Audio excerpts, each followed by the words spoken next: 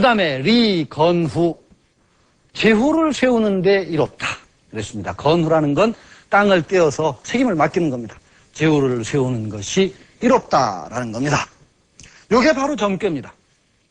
첫 번째, 원형리정이다. 크게 형통한다. 어디서 나왔을까요? 크게 형통하는 것이? 이 준이라는 것은 기본적으로는 어려움입니다. 대단히 어려운 상황이고, 새로운 시작의 어려움, 창조의 어려움. 이건 보통 어려움이 아닙니다. 근본적으로 그 상황에서 갑자기 빠져나올 수 없는 어려움입니다. 새로운 시작에 그것이 갑자기 편해질 리가 없어요. 제후를 세워도 지도자를 세워도 갑자기 편안해지는 일은 없습니다. 천천히 갈 수밖에 없는 어려운 상황, 혼란의 상황입니다. 그러니까 이 준꾀는 4대 난꾀 가운데 하나입니다. 주역의 4가지 어려운 꾀 가운데 하나입니다. 가장 어려운 상황을 대변하는 4개의 꾀는 전번에도 지나가면서 몇 번 말씀드렸어요. 택수곤꾀, 위에 못이 있고 밑에 물이 있는, 못에 물이 쫙 마른 것 같은 그런 상태. 못 바닥에 그냥 물이 깔려버린 거죠. 물이 쫙 빠져서. 그러니까 사업으로 얘기하면 자금이 고갈된 상태고, 사랑으로 얘기하면 정이 고갈된 상태고, 다 그럴 수 있죠. 그런 꾀가 있고, 수산건꾀, 산 넘고 물 건너 험난이 겹쳐서 절름발이가 산 넘는 꾀라고 아주 그냥 힘들고 힘든 꾀. 그 다음에 습감꾀, 수가 물이 계속 밀려닥치는, 험난함이 연이어 닥치는 꾀. 요 3가지가 있고, 요게 수레의 준꾀가 4대 난꾀 중에 하나입니다. 전반적인 상황이 어렵습니다. 이 준꾀는 전반적인 상황이 어렵습니다. 어려운 가운데 그러나 그 속에는 형통하는 도리가 있습니다. 쭉 뻗어나가는 기세가 있습니다. 사물이 일단 창조되고 그 속에서 이제 천지가 열리고 사물이 생기면 그 혼란의 금방 극복은 안 되지만 그건 발전하고 뻗어나가는 기세가 있습니다. 형통합니다. 그리고 점치는 일이 그 어려운 상황에서도 길할 수 있고 이로울 수가 있습니다. 그리고 무룡유의왕, 이런 혼란한 때는 움직이지 않는 게 좋아요. 전체적으로 준꾀의 괴사를 보면은 활발하게 움직이라는 얘기가 거의 없습니다. 여자 혼인을 하러 가는데도 말에 탔다가 내리고 왔다 갔다 어정거리고, 이런 것이 많습니다. 대단히. 그러니까 요 준꾀의 근본적인 상황은 망설이고 갈팡질팡하고 진퇴양난, 나가기도 힘들고 물러나기도 힘든 그런 상황이 굉장히 많이 나타납니다. 그러니까 전반적으로 어렵습니다. 이게 난꾀입니다, 난꾀는. 그리고 이런 때는 리건후라고 그랬습니다.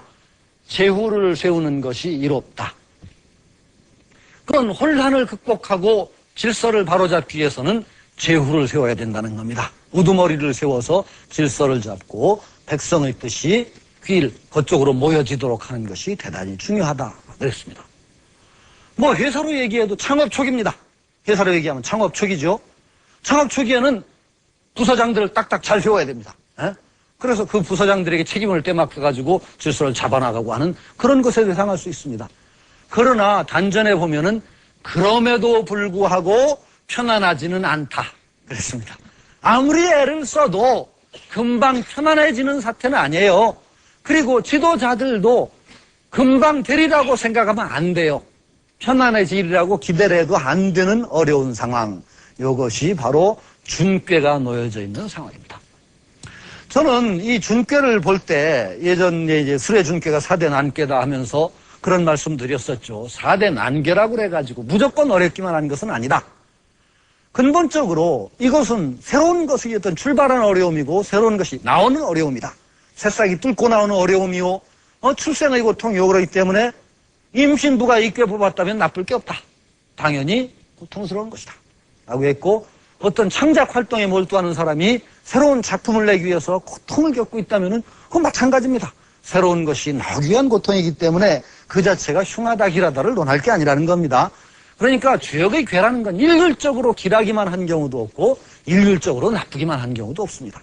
다 자기 상황과 맞춰서 그것이 어떻게 풀어지느냐가 다 달라지는 게죠. 이런 얘기는 제가 드렸습니다. 이 준꾀를 보면서 어떤 생각을 했느냐.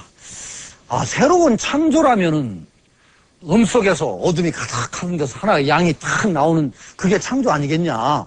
왜 그건 창조라고 하고 이게 수레준을 창조의 괴로 새로운 창조 시작의 기회로 잡았을까 하는 그런 생각을 했죠. 가운데서 딱 양이 등장하는 꾀는 뭐였어요? 지뢰복괴였었잖아요. 지뢰복괴.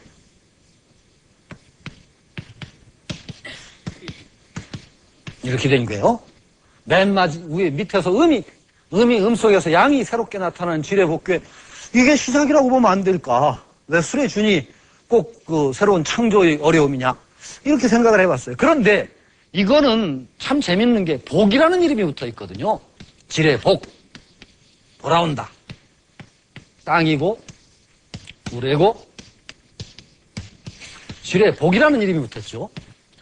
여기는 주역의 순환적인 사고가 숨어 있습니다. 복이 시작이라는 말이 아니고 돌아온다는 거거든요. 돌아온다. 다시 돌아오는 정상적인 운행이 시작되고 나서 질서가 잡히고 나서 질서대로 돌아올 때 다시 돌아오는 게 이겁니다.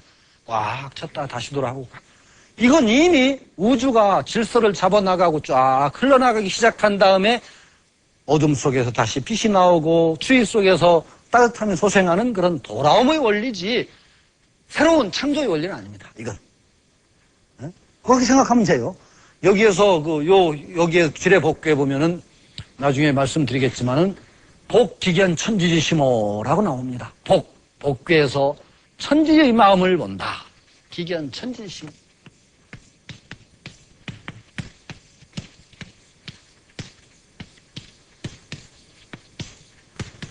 천지지심호. 하늘과 땅의 마음을 보는가. 바로 가운데서 양이 소생되고 그 동토에서 새로운 새싹이 돋아난 거기에서 하늘과 땅의 마음을 본다라고 했습니다. 다시 소생시켜주는 하늘과 땅의 생성의 정신, 만물에 대한 사랑, 이것을 복에서 본다라고 얘기했으니까 이건 창조라고 하기보다는 반복적인 순환운동의 하나입니다. 그러나 수레주는 그게 아닙니다. 험난한